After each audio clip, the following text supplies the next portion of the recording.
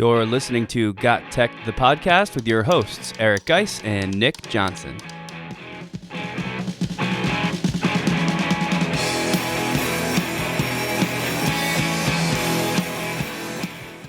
Welcome back to GotTechED, the podcast. This is episode 31 called 24 Tech Tools for Student-Centered Learning. In this episode, Geis and I dive deep into the foundational building blocks of student-centered classrooms and the changing roles of teachers and students. We also take a look at 24 new tech tools that help make your personalized learning environment a reality. Stay tuned because this is one episode you don't want to miss.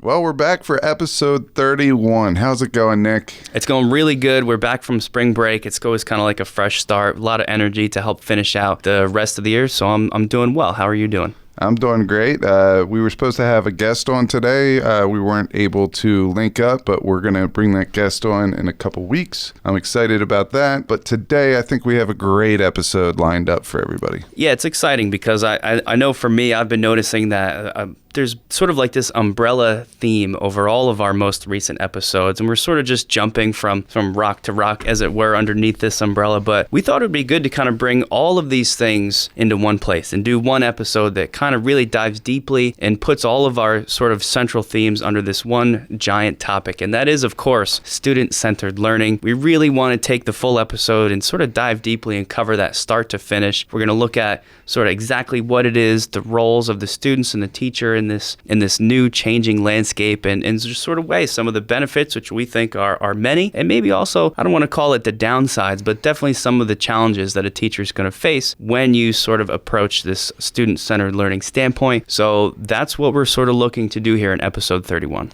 Yeah, and one thing I got to point out is the last couple of episodes with our fantasy draft, and even going back a couple before that when we talked about feedback tools and all that, we've been extremely ed tech heavy, and we're going to continue that today. We're going to talk a lot about the ed tech that's going to help the teacher create their student-centered classroom. That's right. And I think, once you bring in the technology that sort of helps tackle so many of those difficulties that a teacher might have, or at least things that might make this seem a little bit too challenging. And I know for me, a good place to start, really when you're sort of tackling anything new, maybe you've heard about student-centered learning before, maybe you think you have a student-centered classroom, but I think it'd be really probably smartest to just start back at the beginning and really define super clearly what this is. Now, I didn't come here with an official textbook definition of student-centered learning today. I really just kind of want to share my understanding of this, and guys, you can jump in and let me know if I'm on the right track or the wrong, but it always kind of makes me think of a saying I heard, this is going years back now, but it's sort of like changing the role of a teacher from what can be thought of as a sage on the stage to becoming the guide on the side. And I know this has been out there for a while. A lot of you have probably heard the same thing, but I think it's a nice way to really grasp that definition of what student-centered learning is, because you're really stepping down as a teacher. You're stepping down from this person up at the front of the room that just talks for however long, and hopefully everybody understands. It doesn't really matter if they do or not because you said it. Now it's on them. Now it's on the students. But you sort of change that. And well, what about if you just instead were the guide that was sort of always available to help students as they investigate, as they explore, sort of on their own, and sort of built in there is things that meet their needs as best as possible. So how does that sound to you for a definition? I think you wrapped it up pretty well. I mean, the student, they're being driven, they're investigating, they're really investing in their own education through their own interests, and that's going to be the motivating factor here. Where the teacher on the other side, their role is a little different now. As being the guide on the side, they're also the facilitator. All right, so they're still planning. We still have lesson planning, but it's going to look a little different. We're going to provide the shell to the students, and then the students are going to take it in a way that interests them. But the thing that we need to think about is the content. We need to make sure we're still responsible as the teacher to make sure that they are getting providing all the content. And this seems like, hey, teachers aren't really doing anything. They're just there, that type of thing. But it's our job to make sure the content is still there, because we still have state testing. We still have all these things that students need to accomplish. We still have standards. We still got to meet the curriculum guides. So that is our role as teachers. And sometimes what that means is we have to be great planners. And we're going to talk about that a little bit later, about being great planners and some of the EdTech resources that can help you be great planners. We also have to be curators. We need to be able to recognize students are struggling and guide them somewhere where they can go to get the answers that's going to help them connect the pieces of content together. Yeah, that sounds pretty good. I mean, you wrapped up the roles of the changing role of a teacher really nicely there. Pros and cons are tough because I think the list of pros far outweighs it. That's kind of the main driving force behind this student-centered push that's been happening now for many decades, but really I think is starting to finally gain a foothold. For me, the biggest thing is really just student interest, student curiosity, the supports that we provide the student. All of those things are built up so much because now they don't, a kid doesn't have to just come to school and sit there and listen to a bunch of stuff that maybe they don't even care about, or in a way, in a learning style that isn't even good for them. You sort of meet them where they are with their needs in terms of learning things they like to learn about, learning it in a way that they like to learn it, and giving them all those options. And the real pro after all of that is, of course, every teacher's goal. That's just, students learn way more and they learn way better in this type of environment.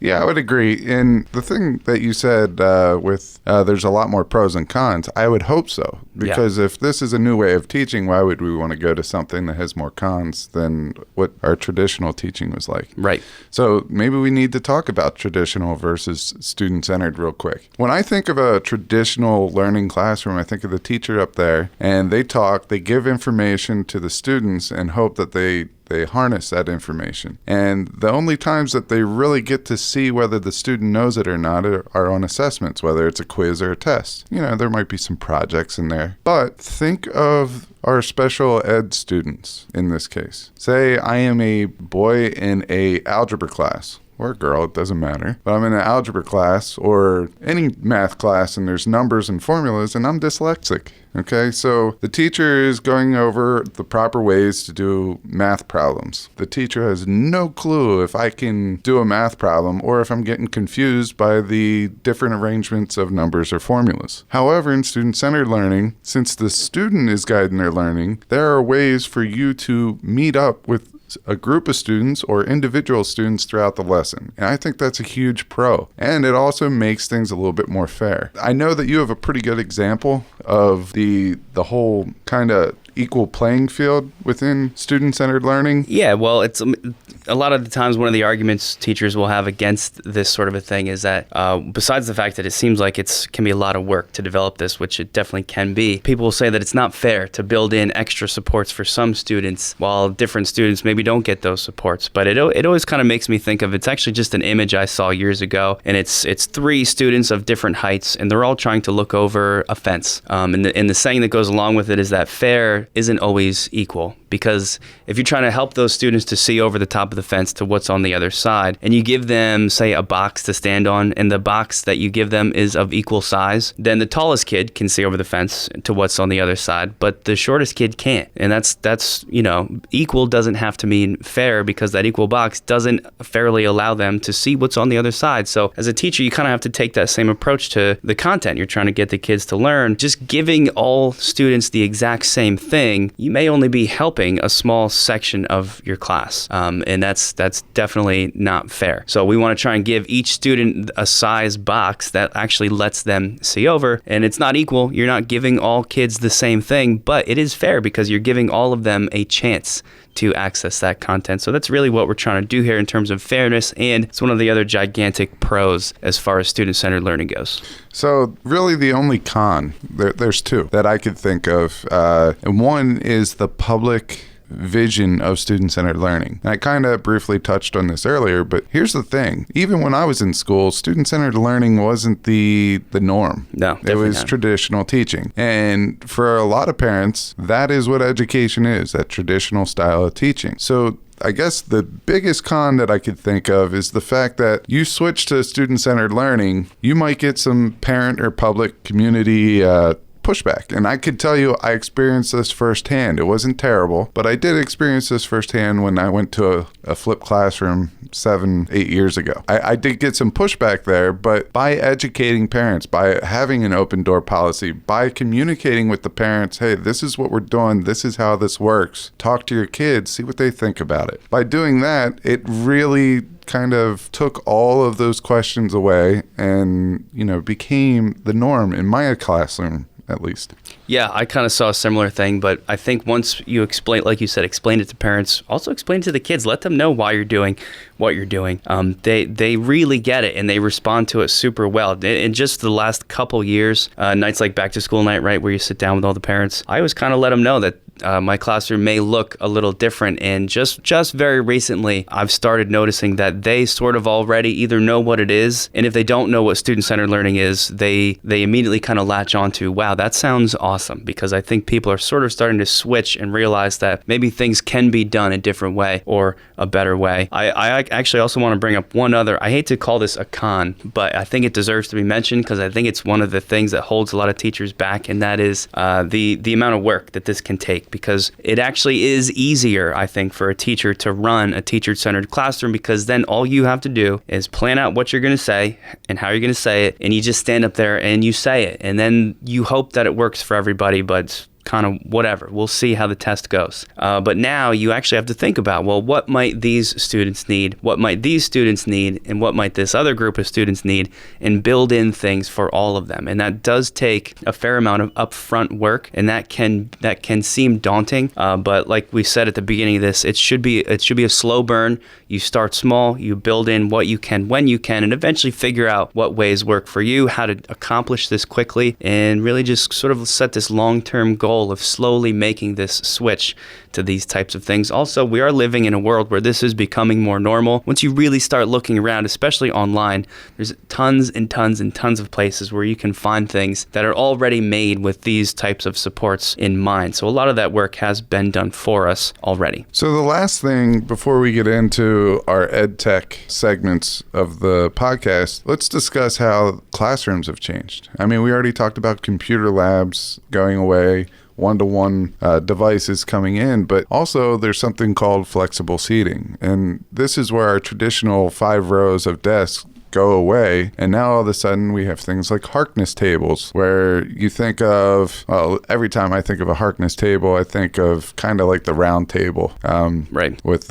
you have everyone around the table so everyone can dive into conversation, right? And then you could break those tables away, so it's a whole bunch of tables mixed into one round table or one oval table or a square table, whatever shape you want. So you could have big group conversations, but then you could pull those tables away and have small groups. Yeah, I like, you always used to describe this to me, this is again going a little ways back, but a classroom that's really student-centered, it should kind of feel like organized chaos, where you walk in and there's kids doing everything everywhere, maybe doing different things, and to the untrained eye, it might look like there's not much going on, but that's sort of the feel you're going for. And while it may feel that way, really the engagement that's happening in a classroom that looks like this is way higher than it would be if it was quiet and there's just a bunch of kids sitting and, say, doing a worksheet. You may still have kids in a student-centered classroom sitting and doing a worksheet, but there may just be a small group of them. Maybe there's other students in other areas of the room doing that same thing, but in different ways. So I like that term, organized chaos, to sort of describe what this classroom can look like. So there we go. We gave a pretty deep definition and how student-centered learning and traditional learning are different, and the roles of the teacher versus the students, and what a flexible classroom looked like. This was our narrative for student-centered learning. Now we're going to get into it. So we have all these resources that you can use as a teacher, the resources that you could introduce to your students, and then we also have some of the best practices of student-centered learning. So we're going to get into all these things right after this. You can follow GotTechED outside the podcast at gottech.com or on Twitter at WeGotTechED. So let's go into some best practices of student-centered learning. And we're going to make this very, very brief, to the point, and short. Project-based learning, problem-based learning, we often refer to this as PBL. In project and problem-based learning, the teacher is going to provide the students with a narrative. The students are going to grasp that narrative and take it in a direction where they can investigate a solution to a problem or develop a project that's going to show that they understand the content and they can come up with a solution or a way to portray that they know that content. All right, and then next we have case-based learning, and this is very similar to problem and project-based learning, but the difference is it's more analytical. It's more based on data. They look at data, and based on that data, they figure out what the problem is, and they figure out what the solution is, and then they present it. The last one that I like to throw into this group is claims evidence reasoning. Now, this is more of a logical approach. Yes, it can consider data. It can be centered around data, and that could be one of their pieces of evidence, but it really gets students to dive deeper into the content. So you're going to start off that classroom with some type of a question, and then based on that question, the students are going to answer it. This could be their hypothesis, let's say, and it could be right, it could be wrong, but the thing is they got to prove why it's right and wrong and provide a reasoning behind it. So their claim is the answer or the hypothesis to their question that the teacher might have given them, and then they have to look at evidence to try to see if their hypothesis is correct, and then based on what they analyze within the evidence, they provide reasoning to support that. So these are all types of inquiry-based learning, and these are all blanketed under the broader term of student-centered learning. Well, I think it's cool too how much these things can overlap. I know we just listed those as like different best practices for how to accomplish this, but I mean, if you're doing a problem-based lesson where, you know, you kind of present this issue or this thing that the students have to try and solve, they may present their findings of how they're going to solve this problem by using a claims evidence reasoning format. So there's a lot of overlap here, and I think it just kind of gets cool to see how some of these strategies can work together. I'm also going to throw some others out there. This is sort of one of my favorite things just as of recently, and that is blended learning. Blended learning, of course, sort of allowing you to combine traditional style teaching with technology tools. The technology tools, of course, bringing together, you know, that student-centered piece. Some of the learning happens online. Some of the learning still happens in the school building because, of course, that's where the kids are every day anyway. And my favorite way to accomplish that is, of course, the flipped classroom model. We've talked about this a little bit before, but that's where the students sort of access the content that you want them to learn on their own time, so that when they're actually in class with you, you can really function as that facilitator and sort of mingle around and help students where they need it, when they need it, how they need it. Whereas if they were just trying to say, like, do homework at home and they're confused, then they're at home, so they don't really have a good way to get help from you, their teacher, or other students if they need it. So those are kind of like the really tech-centric ways to accomplish this. I think we also need to point out that differentiation, which we've all been talking about for a really long time in education, but that plays a huge part in terms of best practices within student-centered learning, because that's really kind of what you're doing. You are differentiating for as many different learning styles and providing as many different modalities for your kids as possible. So that's just a bunch of different things to consider when you're planning out some of the ways to approach a student-centered lesson. I would agree with you there that flipped classroom and blended learning can both be a part of student-centered learning, but it doesn't always fit there. Right. And there's some common characteristics of inquiry-based learning, project-based learning, problem-based learning, case-based learning, and claims evidence reasoning that kind of fit in that student-centered realm, because you can do a flipped classroom and still make it teacher-centered. We need to look at the different characteristics that really make up all those previously mentioned approaches. And the first thing is it has to be based on student interests, their needs, and their learning environment. What I mean by that is how they learn the best. As far as the teacher needs to plan, they need to implement, and they still need to assess. And this is the common piece between traditional and student-centered learning. All right, what I mean by planning is The teacher needs to come up with a narrative, and this is the introduction to the learning experience. And then they have to be a curator in the way that they give them resources or guide them to resources. So students can do research, and so students can analyze the research. And then finally, it's turned over to the student to really portray that they understand everything through some type of presentation of the learning. So these are some of our common best practices and common characteristics amongst all of these best practices. But stay tuned, because for the rest of the episode, we're going to get into some of the ed tech tools that help make all of this possible.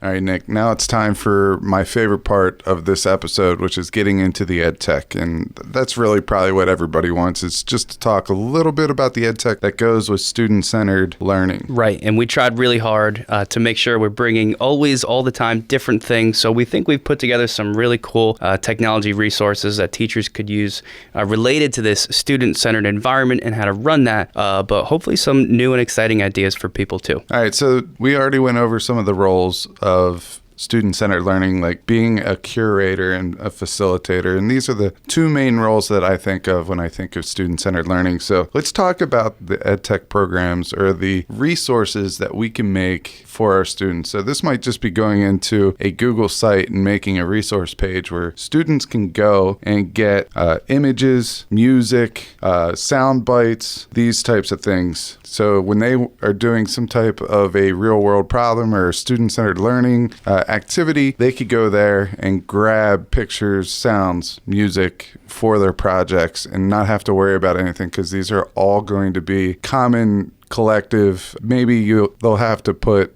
something like Ben Sounds right at the bottom of the slide just to give a little bit of credit, but you're not going to be paying any money and you could download these things. So let's get into the curation piece. Yeah, so there's a lot of different categories that a teacher should kind of curate resources for kids with all that, with all those kind of details in mind that Geis just described. We found 3 really cool ones specifically focused on images, where your students don't have to worry about any kind of copyright issues. They can just find them, use them, and maybe do a quick little site source at the bottom, whatever they're creating. So one of those is stocksnap.io. Just do a quick Google search for that, and you'll find a giant catalog of images that they can take and use in whatever project they're looking for. Probably my favorite one would be something called Unsplash. The cool part about Unsplash is it kind of lists all their images in this really cool grid view that just makes it really easy to, in seconds, kind of browse and find exactly what you're looking for. And there's another newer one called Pexels, PEXELS, that pretty much does the same thing. Again, the idea is that if you want your students engaged in this creative kind of student-centered project environment, you should have some spot where they know they can go to easily find things where they don't have to worry about, copyright issues or anything else like that. So those are kind of our top 3 image curation picks. And by having all of these resources in one common place, it's also going to help them cut down the amount of time that they're looking for stuff to use in their projects. So that does help, and that Google Sites would be a great spot for this. You could even do it in a Google Doc or an Excel if you're into the Microsoft, or really anywhere where you can put a collection of resources. So let's talk a little bit about sounds. And once again, we're sticking with 3 different ones that we want to bring you. And the first 2 I really, really like, primarily because you don't even need a login to download these images. For example, Sound Bible, that is one. These are all in the show notes, so if you're interested in any of them, go to the show notes. The second one is SoundJ, and Sound Bible, SoundJ, no login. There's another one that I really like. It's called freesound.org. However, the only con to this one is that there is a login required. So that's going to turn some teachers off, because you're going to have to go into the privacy policies and just make sure that they are FERPA-COPA compliant.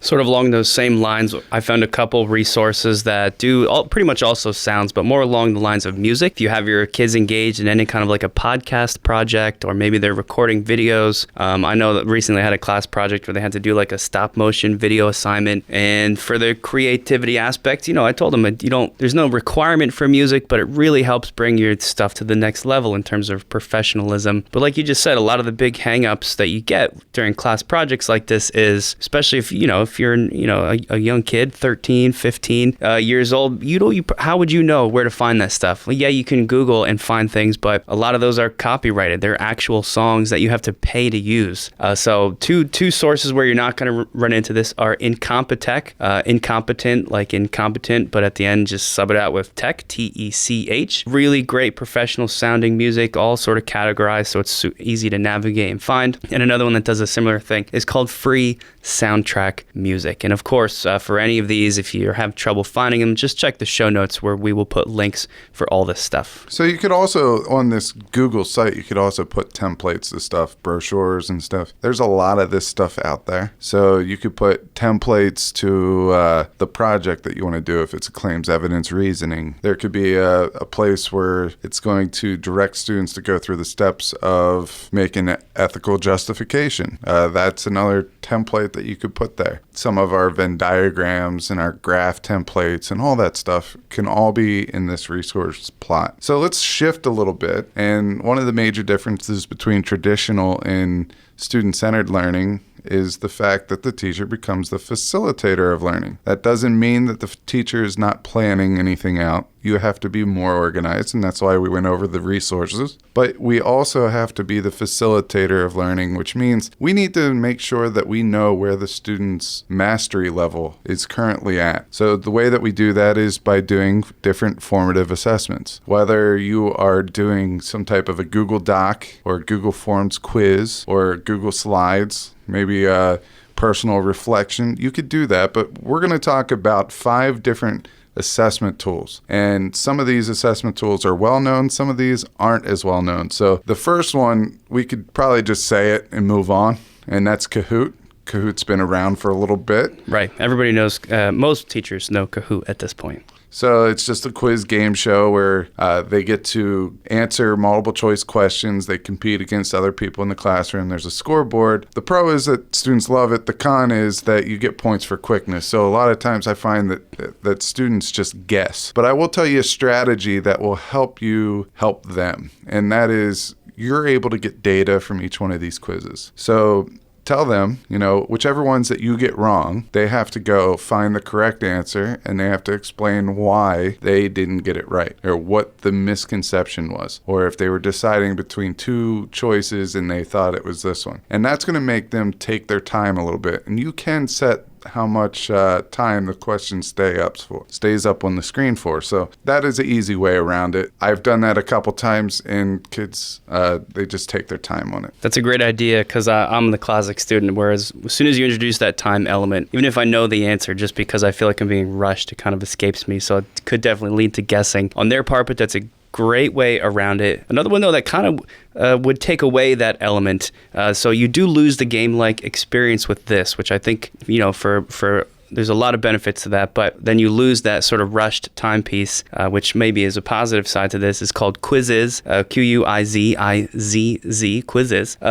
The best part about quizzes is that the students really can take control of this on whatever personal device they have. And I really like it because it allows you to assign these quizzes games almost as a homework assignment, which is really great because then as the teacher, you get that feedback before they come into the room so that you can make some instructional decisions kind of on their way in there. I know whenever I'm doing a flipped lesson, I use this just because I need to see, okay, what am I going to have to spend time talking about and checking on their understanding of at the beginning of the class before we move into the project-based portion, just to make sure everybody's on the same page. So anything like quizzes that can give you that data, really a great resource to have. The next one is Quizlet Live, and a lot of people know what Quizlet is, but it's just another one of these assessment tools. Students can control it on their personal device. Cool aspect of this is they're placed on teams. So Quizlet Live is another one. And I've also heard that it ties into, or you could use Quizlet flashcards to set up our next one, which is GimKit. And GimKit is one of our favorites to talk about over the last couple of episodes. GimKit was made for students by students out in Seattle. It introduces an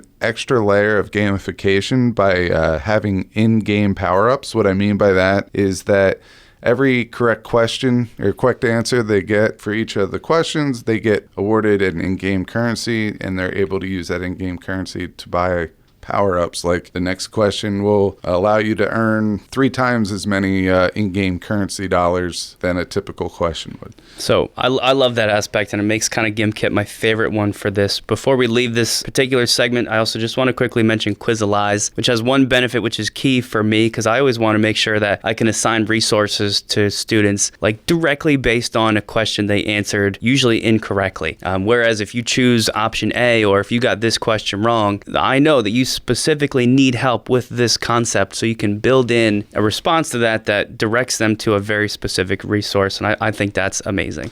Another thing about Quizalize that I really like is it really fits into the standard-based grading aspect or the competency-based learning aspect, because you can categorize these questions under a standard. So you could put them in a category, and if that category happens to be your standard, then you can sort the data by those categories, and that way you could say, okay, Johnny got 3 out of 3 on this competency or this standard, therefore he has proven mastery for that one. So that's really cool if you know that your school district is going towards maybe like a standards-based grading style pretty soon. It can be very stressful, but a lot of these resources are sort of tailor-made to work with that in mind. So those are our student-centered ed tech tools for the teacher. We've got one final segment on this episode where we look at some additional ed tech tools, but now specifically for the student.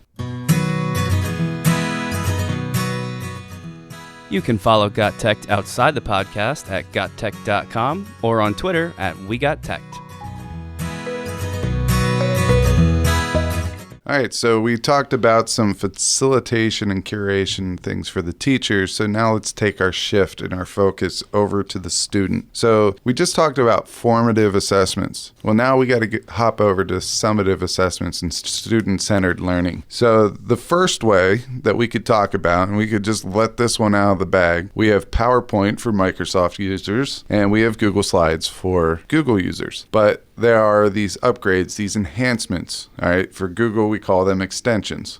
We have some extensions that we could use with Google Slides, such as Nearpod and Slide Carnival. And these extensions will help you personalize the slide a little bit more. It gives you a little bit more template options. Nearpod allows you to ask some questions in there. So maybe they're making a presentation and they want to get the audience involved, which is their other peers in the class. They can make some questions that the students will have to answer and collect some data on that. And that will kind of give them some data on what they explained well versus what they didn't explain well. And it's kind of making them the teacher. Whereas on the other side, we have PowerPoint. And I found this program called eMaze, E-M-A-Z-E. And this is a template interface that allows you to use templates to create awesome visual presentations. And I tell you, this is part of the whole education, realm that I am terrible at. I am not good at making presentations look professional and nice. And I will tell you, I went on to eMaze, and they have this one called Gallery Walk. And it is like you're going to an art show, and you walk down the hall,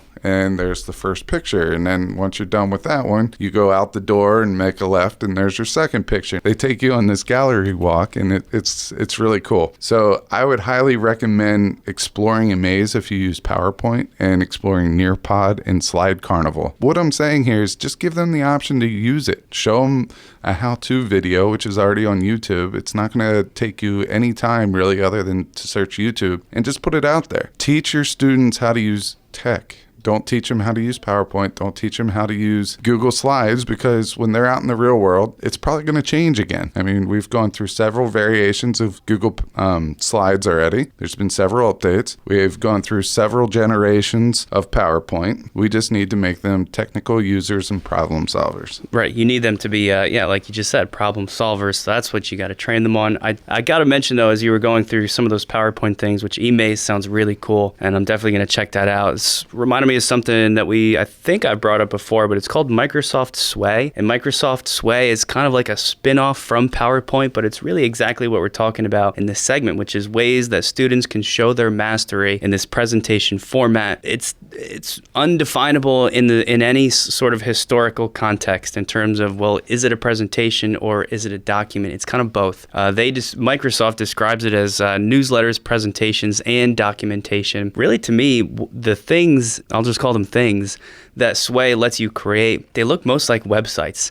There's motion, the pictures move, there's buttons you can click on that directs you to other places in the Sway document, and it's the best way to describe it, and this is not a Microsoft thing, this is my own language I'm throwing in here. That Sway is extremely visually striking, and my favorite part about it is that it's just different. It changes it up. Kids have made, by the time they get to high school, they've done PowerPoint presentations, they've done Google Slides, probably many times over. Still amazing, and there's still tons of uses for both of those of not putting it down, but Sway is something new, it's different, it's unlike anything else, and I find that always kind of captures kids' attention. So if you are looking to do a student-centered project, definitely check out Microsoft Sway, because I think there's some cool opportunities there. I'm going to kind of throw you a curveball right now. All right. So in this case, I'm going to throw in videos and screencasts because this isn't something that we included in today's show. But just to go over it real quick, WeVideo is an awesome one. I love that for making video projects, and students can do that to show mastery. But also Screencast-O-Matic, Screencastify, and Loom. And we talked about all of those in previous episodes. So just wanted to throw it out there because you can have them do some type of a screencast. If we're talking about screencasts and giving responses, there's also Flipgrid. You could do that as well to show mastery. So I just wanted to throw those out there because it's definitely valid in a student-centered classroom. Another one that students really like is cartoons, and I've seen a lot of stuff on Powtoons. Powtoons allows students to make presentations using pre-made cartoon characters so they could show their mastery, and it's a quick and easy way of doing it. I mean, Powtoons is a nice program, and they take all the guesswork out of it. But if you wanted them to really, push the element of creativity and also teach them about animations and things like that, you could use Google Slides as well. Make a whole bunch of slides, very little movements over a great or larger amount of slides, and it will allow you to make an animation or a cartoon move. So if you took a picture of yourself and you cut it at the mouth, and I believe I had listened to an episode of Educational Duct Tape. Right. I think Jake Miller talked about this a little bit, and I thought it was pretty cool. I haven't had a chance to do it, but that is another way that you can have them show mastery while being creative. And, there are a lot of infographics out there right now of what employers are looking for in the real world, and grades are kind of going to the wayside. They want to see how your creativity, like where are you in the box or out of the box thinker. So let's give these students some opportunities to be creative and really think outside the box. A lot in that kind of same space, just talking cartoons, there's so many opportunities for them to create comic book style cartoons in video form and not video. It doesn't have to be video. It can just be something they, the picture itself. But the internet is full of ways that makes this quick and easy for kids. Just some of the more popular ones. Animaker.com is a free online cartoon maker, no cost to the kids. ToonDoo.com is another one, creating comic strips, super easy, super fun.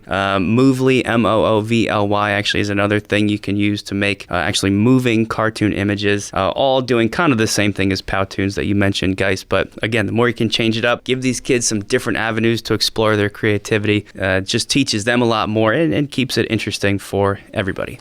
So the last way that I kind of want to talk about these summative assessments and showing creativity, and I know as a teacher, we had to make portfolios to show to our potential employers. And one of the things that we could do now is make an e-portfolio, which we talked about before, and you could use Weebly or new Google Sites or whatever you want. You could even go out and buy your own domain and go through designing your own website that you could carry with you for the rest of your career. But making a new Google site or anything like that really allows you to showcase not only, everything about you on an educational level, like, what your theory of ed is and where your framework, curriculum ties, and all that good stuff, but it also allows them to see what you're doing tech-wise. For example, if you have a lot of cool templates that you've made, and this is how you're going to stay organized, and these are your lesson plans online, they can kind of get a feel for you, see how you would teach in a class. Just to step away from the education world for a little bit, I think this is cool because of what it means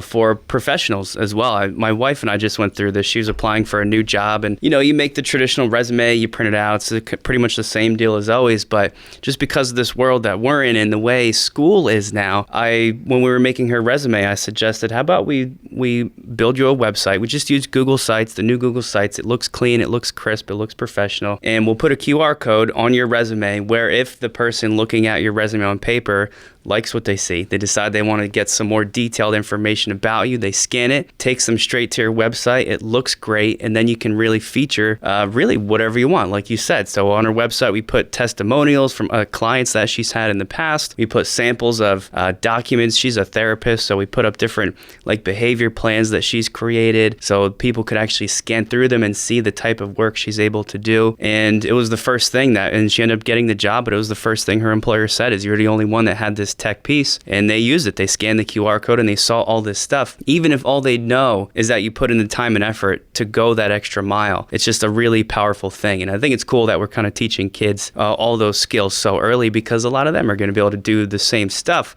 coming out of this sort of tech environment. So I know today we went over a lot of student-centered material, the roles, what the classroom looks like, some ed tech, all this good stuff. We hope that you found it beneficial, and we hope that you come back and join us in another episode, because we're going to keep this trend going with current ed tech topics, student-centered learning, professional development in the personalized learning space. So if you want to reach out to us, you could always go onto our webpage at www.gottech.com or reach out to us on Twitter at WeGotTech. But we also encourage you to share our podcast. We're starting to grow a little bit at a time, and we're starting to get a positive wave of people listening to the podcast, reaching out, giving us some feedback, and we'd appreciate your feedback if you ever felt so inclined to give it to us. Also, we just made a pretty cool sticker. So if you reach out to us on Twitter, message us or whatever, and you want a sticker for your laptop, reach out, give us your address, and we'll send you one out or a bunch out so you can hand them to your friends.